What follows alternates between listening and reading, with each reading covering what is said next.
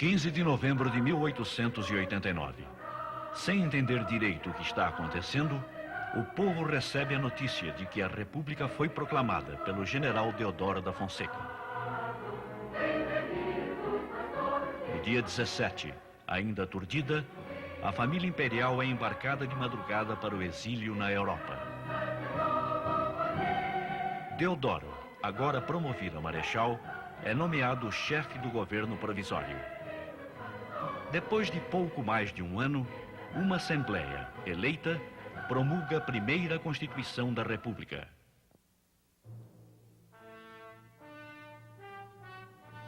Em 1891, entram no país 215 mil imigrantes, a maioria de italianos. O presidente Marechal Deodoro renuncia e é substituído pelo vice, Marechal Floriano Peixoto.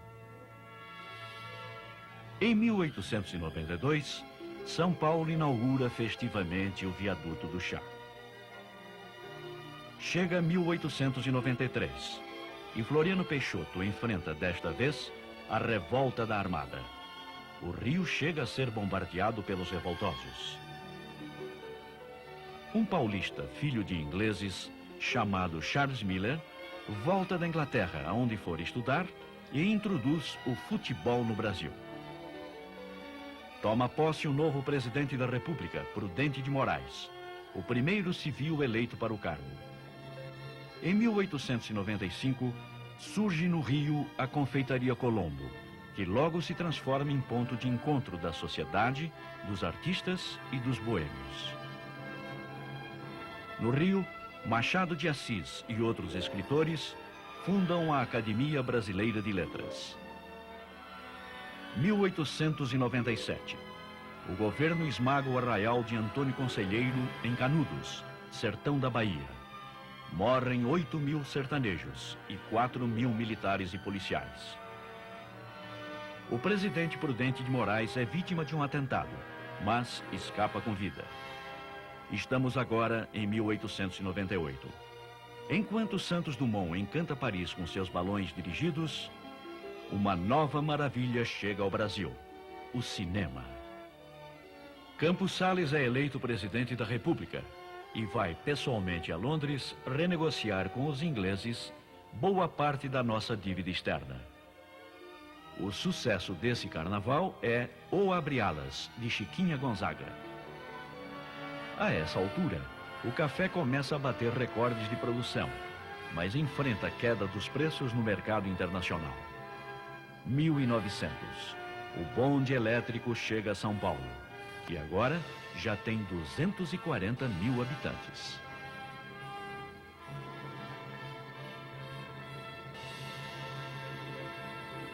Em 1902, é eleito o novo presidente, Rodrigues Alves.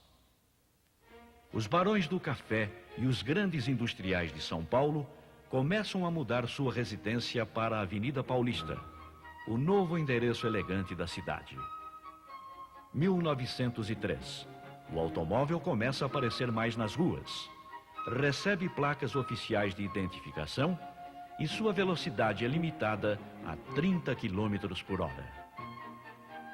O Brasil compra o Acre da Bolívia por 2 milhões de libras. Já em pleno 1904, a indústria brasileira se mecaniza. Mas a jornada de trabalho ainda é cruel. 16 horas diárias, sem direito a qualquer tipo de benefícios e nem aposentadoria. Mas há outros motivos para a vergonha do país. O inocente machixe é considerado uma dança obscena.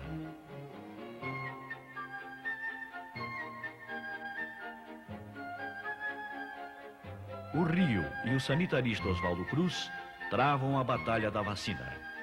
O povo carioca rebela-se contra a lei que torna obrigatória a vacina antivariólica e incendeia bondes, saqueia lojas e ergue barricadas para deter as brigadas sanitárias. Há mortos e feridos. Ainda no Rio, é inaugurado o Teatro Municipal.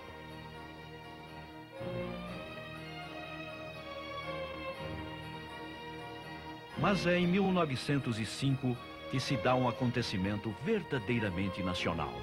Nasce o samba. O compositor Ernesto Santos, que todos chamam de Donga, lança Pelo Telefone.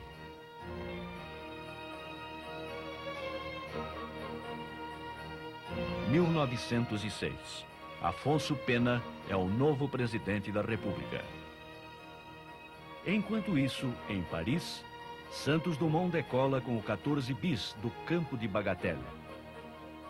O prefeito Pereira Passos começa a renovar a capital federal. Rui Barbosa brilha na Europa e mostra na Corte Internacional de Haia todo o seu talento de jurista. E vem 1907, também uma grande época para as salas de cinema. Só no Rio são inauguradas 19.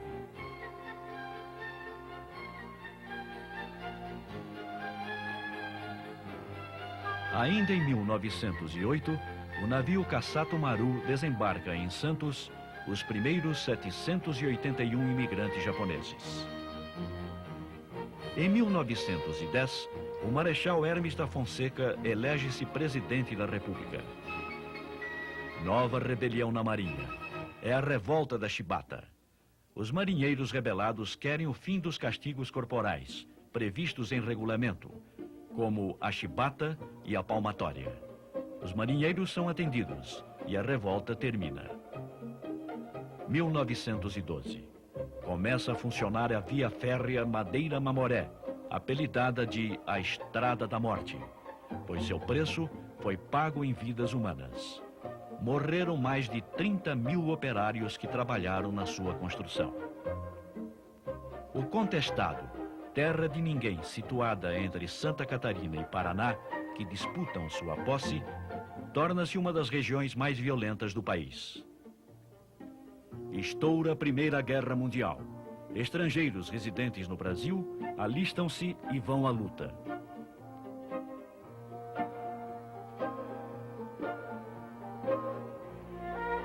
Surge a primeira mulher repórter, Eugênia Brandão, do jornal carioca A Rua. O pioneiro Edu Chaves faz o primeiro voo São Paulo-Rio. A ciência progride com Carlos Chagas e Vital Brasil. Venceslau Braz é eleito presidente da República. 1915. Pinheiro Machado, político habilíssimo e eminência parda do governo Hermes da Fonseca, é assassinado. 1917. Quase no fim da guerra, o Brasil decide entrar no conflito contra o inimigo comum, a Alemanha. Enquanto isso, a pintora Anita Malfatti revoluciona São Paulo com seus quadros modernos. Em 1918, Rodrigues Alves mais uma vez elege-se presidente da República. 1918 é também o ano da gripe espanhola. Morrem dezenas de milhares de pessoas, e entre elas, o presidente eleito, Rodrigues Alves, que não chega a tomar posse. Indiferente a tudo, a ditadura da moda de Paris ordena que as saias encurtem, e as mulheres obedecem cegamente. 1919. Epitácio Pessoa é eleito novo presidente do Brasil.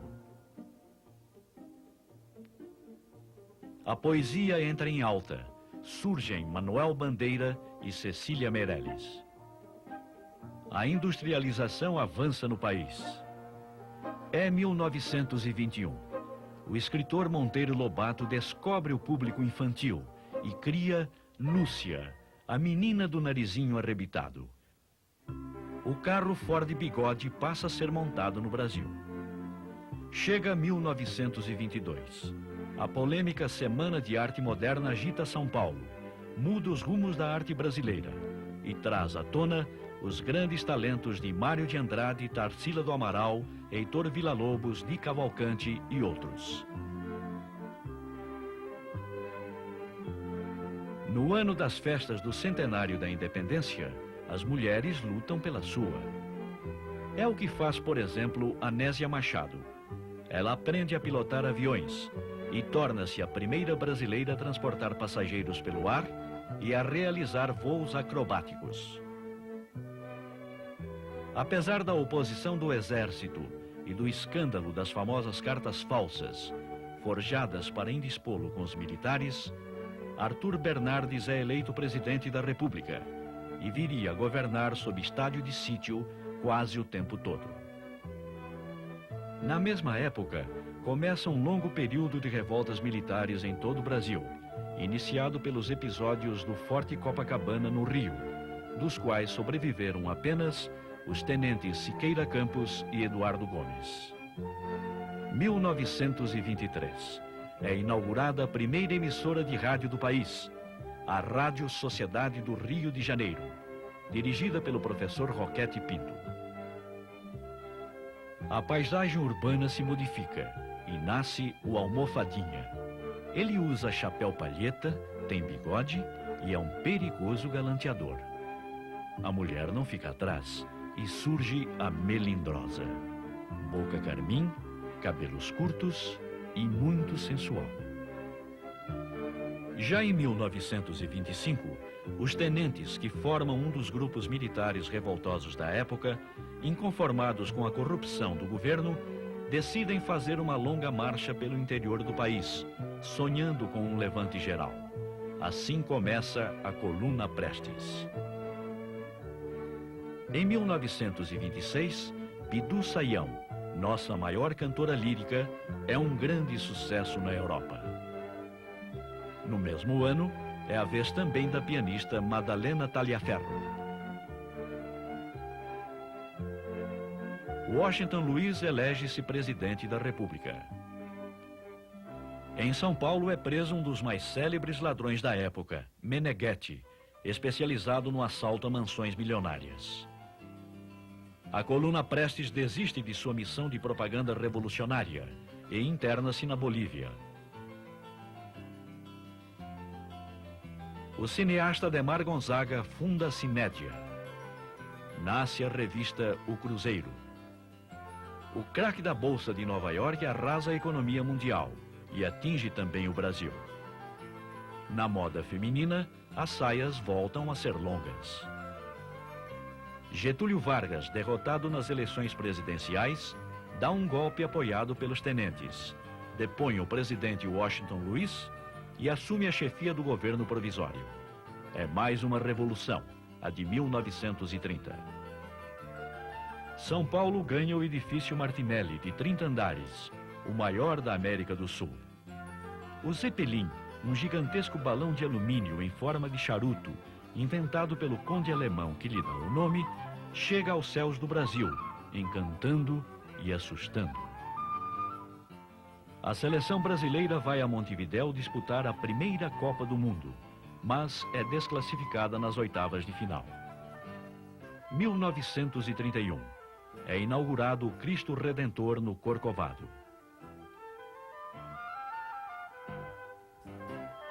O sucesso do carnaval é Com Que Roupa, de Noel Rosa.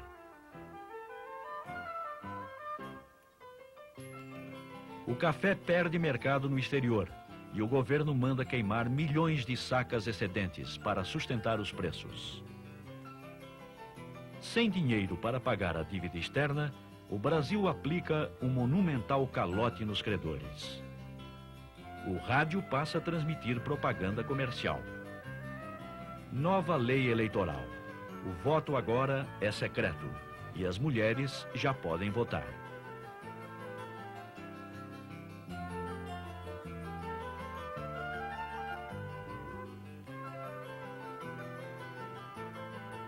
Marginalizado do poder desde a Revolução de 30, São Paulo pega em armas e faz a Revolução de 32, mas fica sozinho e é vencido. Vítima de grave depressão, suicida-se Santos Dumont. O integralismo, movimento de extrema-direita liderado por Plínio Salgado, já congrega 300 mil adeptos declarados no país inteiro.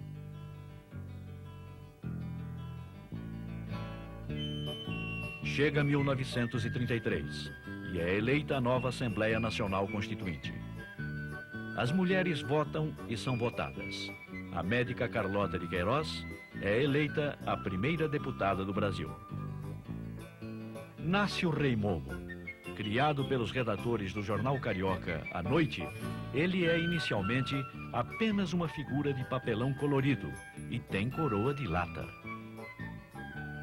Carmen Miranda, a pequena notável, torna-se uma grande estrela da música popular.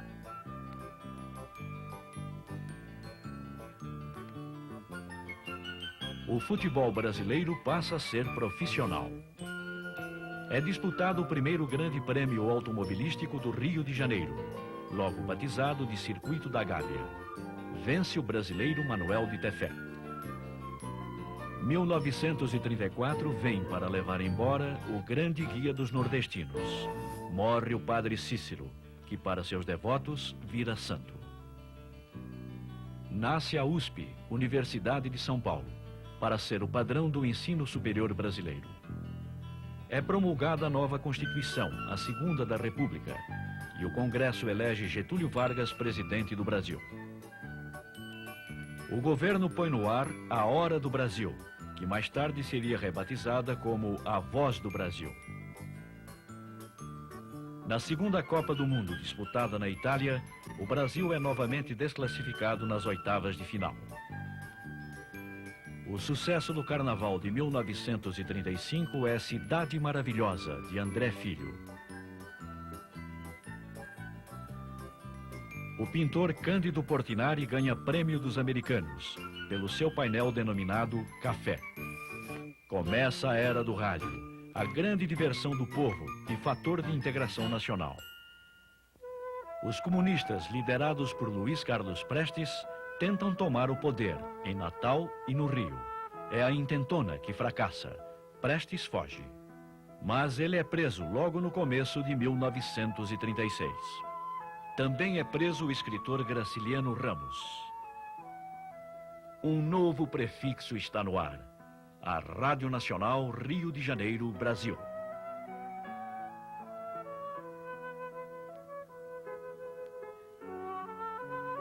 Berta Lutz, a maior líder feminista brasileira, é eleita deputada.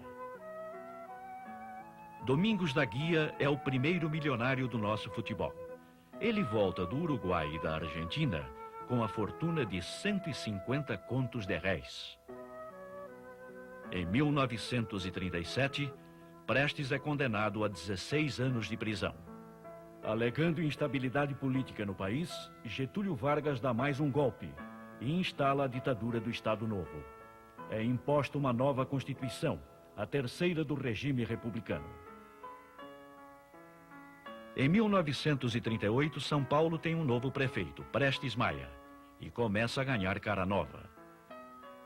O sucesso do carnaval é Camisa Listada, de Assis Valente. O Brasil para ouvir pelo rádio jogos da seleção brasileira na terceira Copa do Mundo, na França. O Brasil fica em terceiro lugar e Leônidas da Silva é o novo rei do futebol. Lampião, o rei dos cangaceiros, é morto pela polícia em Angico, no sertão de Sergipe. O cangaço que havia mandado e desmandado no Nordeste por mais de uma década vai chegando ao fim. Os integralistas tentam tomar o governo, são derrotados e seu chefe Plínio Salgado é apenas exilado. 1939 vê Ari Barroso lançar a sua Aquarela do Brasil. É inaugurada a rodovia Rio-Bahia. No Carnaval, todos cantam A Jardineira, de Benedito Lacerda e Humberto Porto. O riquíssimo Conde Crespi morre em São Paulo e deixa uma fortuna para Mussolini. Finalmente é descoberto petróleo no Brasil. O local chama-se Lobato e fica na Bahia.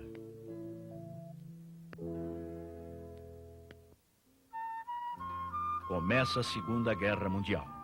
Inglaterra, França e outros aliados lutam contra os nazistas alemães de Hitler e os italianos fascistas de Mussolini.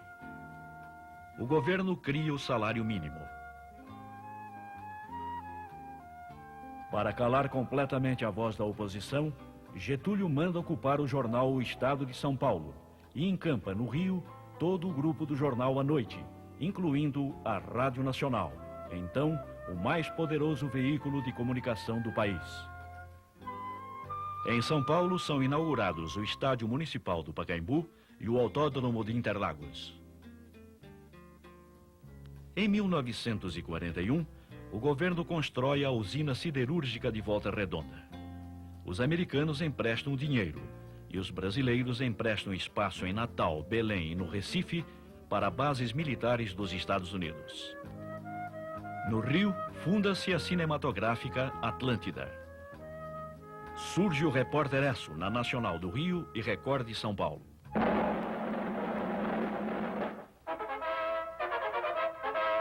Amigo ouvintes, aqui fala o Repórter Esso, testemunho ocular da história.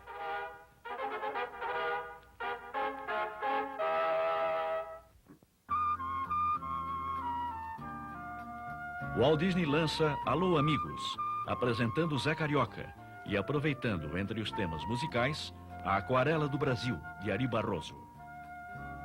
Vai ao ar pela Nacional do Rio a primeira radionovela transmitida no país, Em Busca da Felicidade. O gasogênio é o combustível dos tempos de guerra, pois a gasolina está racionada.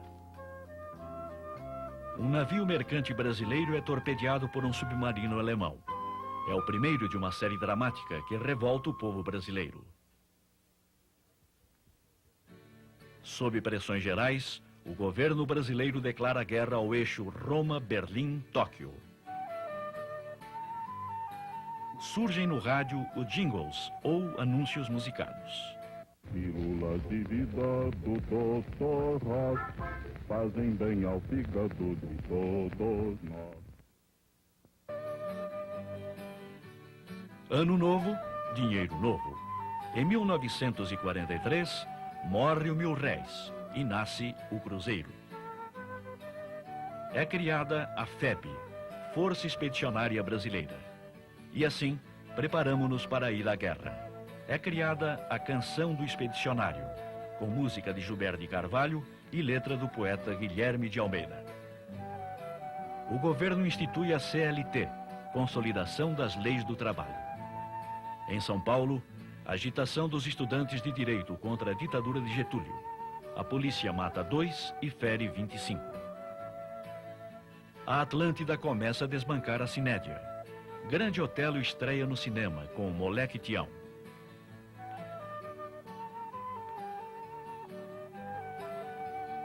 Agora, vivemos 1944. A FEB entra em combate na Itália e conquista várias cidades. Começa a Era da Chanchada no cinema brasileiro. A FEB toma Monte Castelo. Finalmente, em 1945, a guerra acaba e nossos pracinhas voltam para casa. Os ventos da liberdade conquistada na guerra sopram no Brasil. Ressurgem os partidos políticos. Getúlio concorda em marcar eleições e em promulgar a anistia. Getúlio manobra para continuar no governo, mas é deposto e retira-se para sua fazenda gaúcha de São Borja.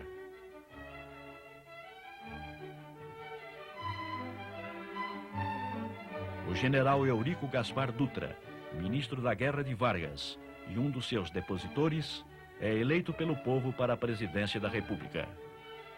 É eleita também pelo voto popular a Assembleia Nacional Constituinte. Em 1946, Dutra proíbe o jogo e determina o fechamento dos cassinos. Promulga-se a nova Constituição, a Quarta da República. É cassado o registro do PCB, Partido Comunista Brasileiro. A Câmara Federal caça o mandato do deputado Barreto Pinto, por ter posado de casaca e cuecas para uma reportagem da revista O Cruzeiro. Começa a campanha O Petróleo é Nosso.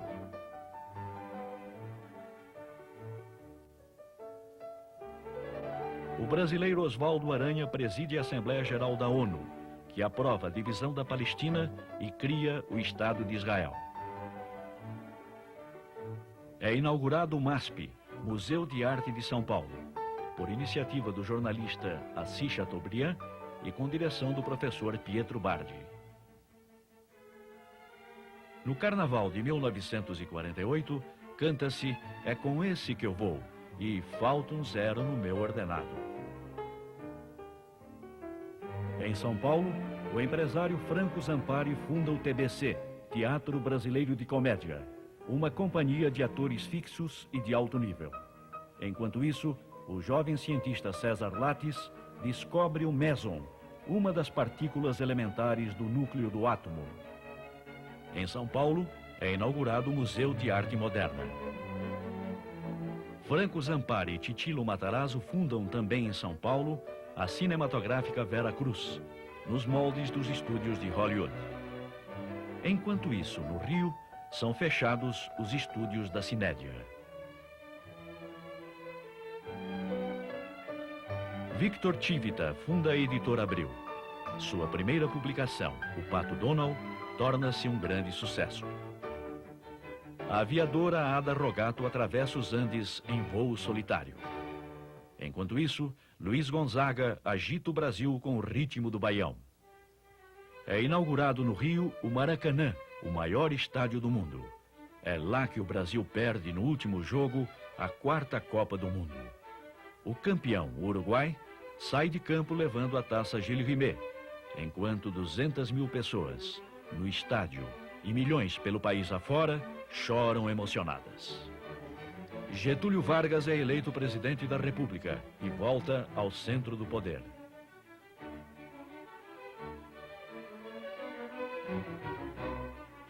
Vai para o ar a TV Tupi de São Paulo, a primeira emissora de televisão da América Latina. O grande sucesso da música popular em 1951, cantado por Francisco Alves, é um verdadeiro hino à volta de Getúlio. A Nacional do Rio inicia a transmissão da radionovela O Direito de Nascer.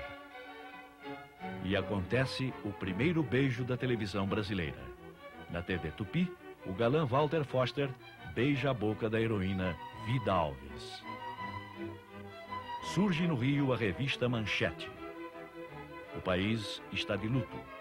Morre na Via Dutra, em acidente de carro, um dos maiores ídolos brasileiros, o cantor Francisco Alves.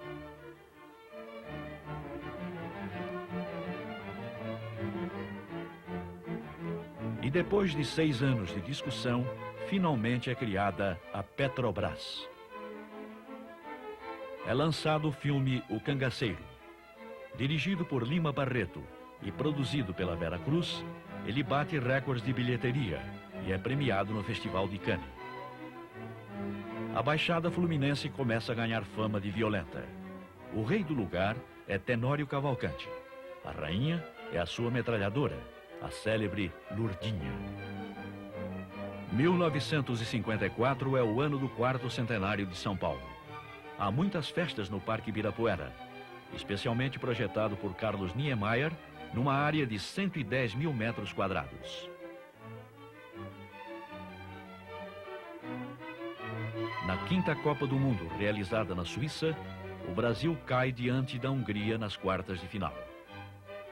A Miss Brasil, Marta Rocha, perde o título de Miss Universo, sob a alegação de ter 2 polegadas a mais nos quadris.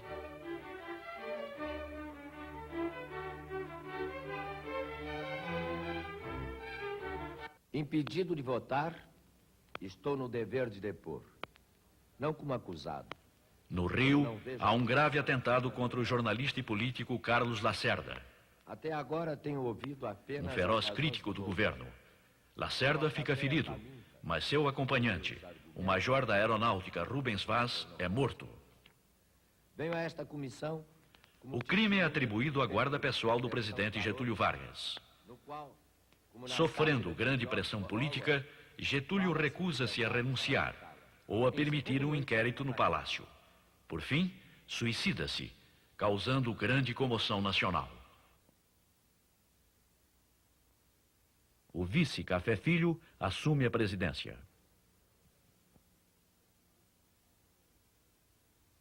Mais uma vez, as forças e os interesses contra o povo coordenaram-se e novamente a cinematográfica Vera Cruz fecha as portas, vencida por dificuldades financeiras. Em 1955, Juscelino Kubitschek é eleito presidente da República. Café Filho fica doente e a presidência da República é assumida pelo presidente da Câmara, o deputado Carlos Luz. Ele, porém, é deposto pelo general Teixeira Lott para efetivar a posse de Juscelino, ameaçada por um golpe. Juscelino toma posse na presidência da República e promete a construção de Brasília e um governo de 50 anos em 5. Começa a implantação da indústria automobilística brasileira. Rebelião de oficiais da aeronáutica contra Juscelino, na base de Jacareacanga. Juscelino anistia os revoltosos. Um menino de 16 anos estreia no Santos Futebol Clube. Começa a Era Pelé.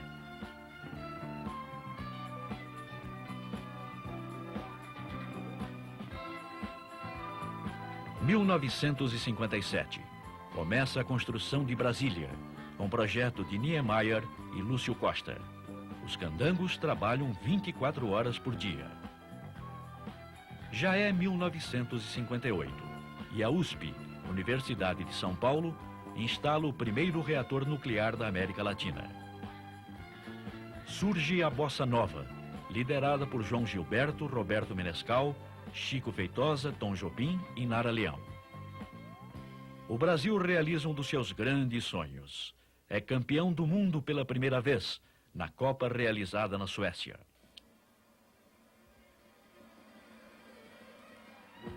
Pleno 1959, novo levante da aeronáutica contra Juscelino.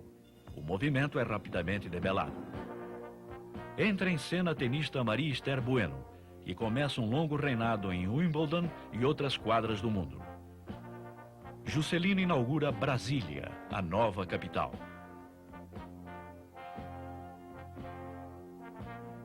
Jânio Quadros é eleito presidente, com 6 milhões de votos, um recorde absoluto para a época. 1961. Jânio toma posse, mas renuncia 9 meses depois, provocando uma das maiores crises políticas da história do país. Os militares não aceitam o vice de Jânio, João Goulart. O Congresso então aprova o parlamentarismo para superar a crise. Assim, Jango toma posse como presidente, mas quem governa é o primeiro-ministro, Tancredo Neves. Em 1962, O Pagador de Promessas, filme de Anselmo Duarte, ganha a Palma de Ouro no Festival de Cannes. O Brasil torna-se bicampeão mundial de futebol ao vencer a Copa no Chile. O pugilista Éder Joffre ganha o título mundial unificado dos pesos galo. O governo institui o 13º salário. Em 1963, como resultado de um plebiscito, o país volta ao presidencialismo. Cresce a cada dia em todo o Brasil o conflito entre grupos camponeses e operários e as classes empresariais. É sufocado um levante da Marinha e da Aeronáutica.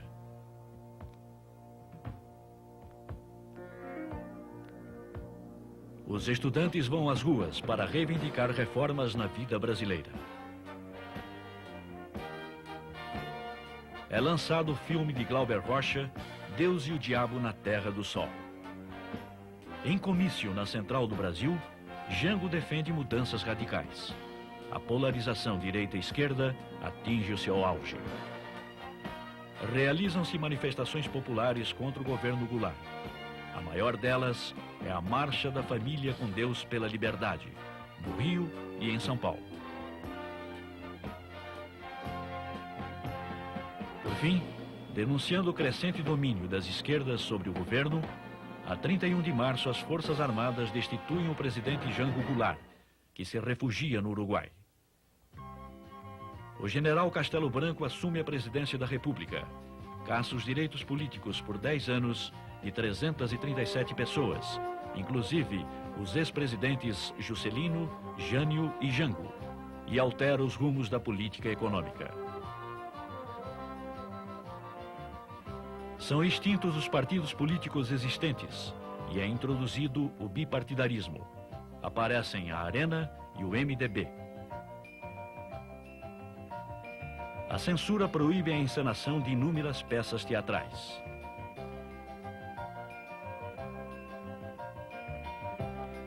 Em 1966, surgem os festivais de música popular brasileira da TV Excelsior e TV Record. As primeiras grandes premiadas são Arrastão, de Vinícius e Edu Lobo, A Banda, de Chico Buarque e Disparada, de Geraldo Vandré. Sob a influência dos Beatles, nasce a Jovem Guarda, consagrando o gênero Iê Iê Iê. O seu maior ídolo é Roberto Carlos.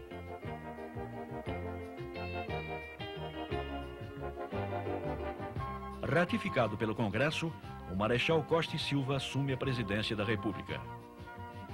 A editora Abril lança a revista Realidade. O governo decreta o recesso temporário do Congresso, porque este não aceita novas cassações de deputados. Na Copa do Mundo realizada na Inglaterra, o Brasil é eliminado logo nas oitavas de final. Organiza-se a Frente Ampla, reunindo líderes cassados, como Juscelino Kubitschek e Carlos Lacerda. Vem 1968, e o estudante carioca Edson Souto é morto em conflito com a polícia. Em protesto, é declarada a greve nacional dos estudantes. Em São Paulo, o Dr. Euríclides de Jesus Erbini e sua equipe realizam o primeiro transplante de coração. O receptor é João Ferreira da Cunha, o João Boiadeiro. Costa e Silva proíbe a Frente Ampla, determina a apreensão de livros, jornais e revistas, e para não perder a viagem, impede também qualquer manifestação de rua. É nesse clima que surge a revista Veja, lançada pela editora Abril. 1968 termina com uma grande crise política. O Congresso recusa-se a conceder licença para o governo processar o deputado Márcio Moreira Alves. Em consequência, o governo Costa e Silva baixa o ato institucional número 5, fecha o Congresso e endurece ainda mais o regime.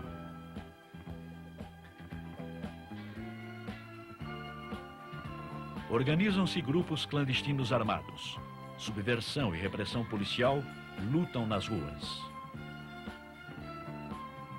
Na capital paulista, o CCC, Comando de Caça aos Comunistas, depreda o teatro que apresentava a peça Roda Viva, de Chico Buarque. 1969. Vítima de trombose, Costa e Silva deixa a presidência. O vice, o civil Pedro Aleixo, é impedido de assumir. Em seu lugar, entra uma junta militar. Aumenta a onda de subversão, com o sequestro do embaixador americano, afinal trocado por 15 presos políticos. Morre Costa e Silva. O Congresso ratifica a indicação do general Médici para a presidência da República. Em São Paulo, a polícia descobre e mata o líder guerrilheiro Carlos Marighella. Estamos em 1970. Mário Alves, líder do PCdoB, é torturado e morto na prisão. O Brasil torna-se tricampeão do mundo ao vencer a Copa realizada no México e conquistando definitivamente a Taça Gilles Rimet.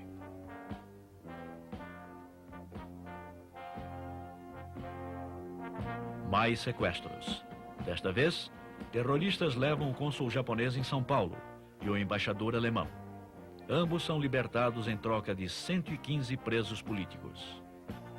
Médici assina decreto ampliando o mar territorial brasileiro para 200 milhas. Numa tentativa de reduzir o analfabetismo, o governo lança o Mobral, o Movimento Brasileiro pela Alfabetização. É morto na Bahia o ex-capitão Carlos Lamarca, um dos líderes da luta armada contra o regime. E vai chegando ao fim a onda de assaltos a bancos e sequestros aéreos, de que os militantes da subversão se valiam para fugir do país. 1972. A televisão a cores chega ao Brasil. Em São Paulo, o edifício Andraus pega fogo. Há mais de 15 mortos e muitos feridos. O Brasil comemora os 150 anos de sua independência. Emerson Fittipaldi é o primeiro piloto brasileiro a conquistar o título de campeão mundial de Fórmula 1. Em 1973, Brasil e Paraguai decidem construir a maior hidrelétrica do mundo, em Itaipu. Estamos agora em 1974. Referendado pelo Congresso, o general Ernesto Geisel é o novo presidente.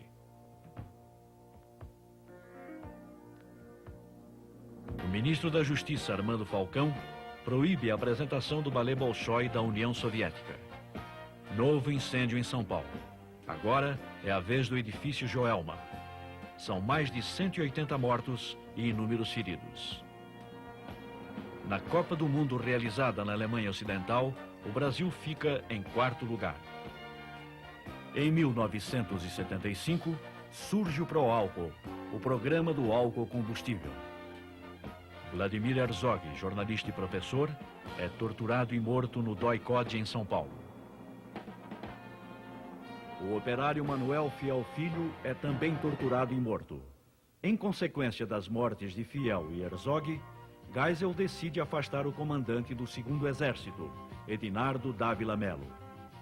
Estamos em 1977. O Congresso aprova a introdução do divórcio no Brasil. O governo Geisel baixa o pacote de abril, com novas cassações e o fechamento do Congresso, a fim de passar uma reforma judiciária. Prometendo uma abertura lenta e gradual, Geisel manda apurar as novas denúncias de tortura nas prisões e demite seu ministro do Exército, Silvio Frota, o líder da linha dura. O Congresso confirma o general João Batista Figueiredo como novo presidente da República. Na Copa do Mundo realizada na Argentina, a seleção brasileira fica em terceiro lugar, mas volta invicta. Figueiredo sanciona a lei da anistia. O Congresso aprova a reforma partidária, que extingue a Arena e o MDB e permite a criação de novos partidos. A onda é da cantora Rita Lee, que faz grande sucesso. Entram em greve 330 mil metalúrgicos do ABC. O Papa João Paulo II visita o Brasil. 1981. Explode uma bomba no Rio Centro nas mãos de 2 militares, tudo indicando que pretendiam praticar um atentado. O episódio abre uma crise no governo. Um inquérito realizado pelo Exército termina inocentando os 2 militares do Rio Centro, e o general Golberídio Couto e Silva renuncia ao seu cargo de chefe do Gabinete Civil da Presidência.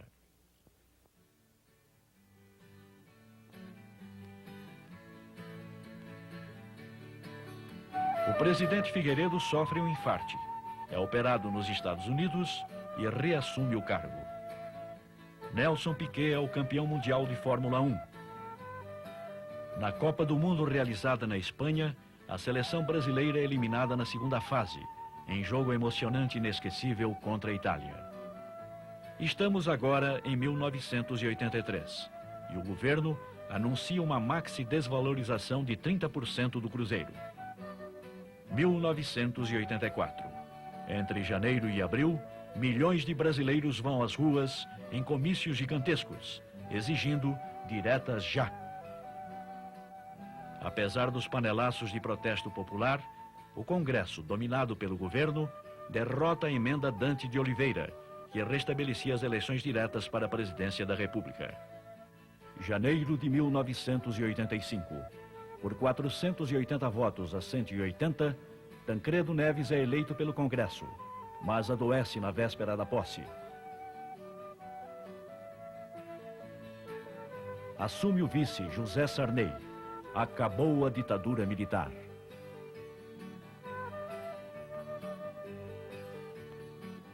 21 de abril. Tancredo morre e é enterrado após 3 dias de emocionado velório em São Paulo, Brasília, Belo Horizonte e São João del Rei.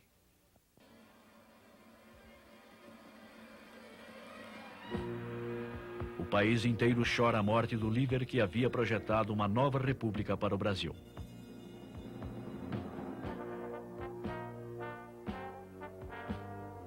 O Congresso estende o direito de voto aos analfabetos. Agora estamos em 1986. O governo lança o Plano Cruzado, extinguindo o cruzeiro e congelando preços e salários. No início, o plano é um sucesso e a inflação, que era de 250%, cai praticamente a zero. O cometa de Halley passa, mas deixa decepção. A carne some dos açougues, o ágio torna-se comum. O Plano Cruzado começa a fracassar. Na Copa do Mundo realizada no México, a seleção brasileira é eliminada nas quartas de final pela França, em outro jogo dramático. Pela primeira vez na história dos partidos comunistas da nossa República, o PCdoB, o Partido Comunista do Brasil, fala através de cadeia nacional de rádio e televisão, em horário cedido pela Justiça Eleitoral. Explode o fenômeno Xuxa. É sequestrado o vice-presidente do Bradesco, Antônio Beltrán Martinez. O resgate custa 4 milhões de dólares. 1987. Instala-se a nova Assembleia Nacional Constituinte. A AIDS, novo e sério problema mundial, faz muitas vítimas no Brasil. Um acidente radioativo em Goiânia provoca a morte de 4 pessoas. Em 1988, a Constituinte confirma o presidencialismo como regime de governo e dá 5 anos de mandato para o presidente Sarney. Comemora-se o centenário da abolição da escravatura. Onda de incêndios devasta matas e reservas florestais através do país. Na Amazônia, são destruídos 200 mil quilômetros quadrados de vegetação, com repercussão internacional. O Congresso promulga a nova Constituição, a 6ª do período republicano, que introduz importantes modificações sociais. Ayrton Senna é o novo campeão mundial de Fórmula 1. O ano termina no Rio com uma grande tragédia. O barco Batomush afunda, matando 55 pessoas. E, finalmente, 1989. Chico Mendes, um dos maiores defensores da preservação da Amazônia, é assassinado. E o crime provoca repulsa do mundo inteiro. Estoura o escândalo nas ginarras nas bolsas de São Paulo e do Rio, com grandes perdas financeiras. Emerson Fittipaldi é o primeiro piloto brasileiro a vencer as 500 milhas de Indianápolis e o primeiro estrangeiro a tornar-se campeão mundial de Fórmula Indy.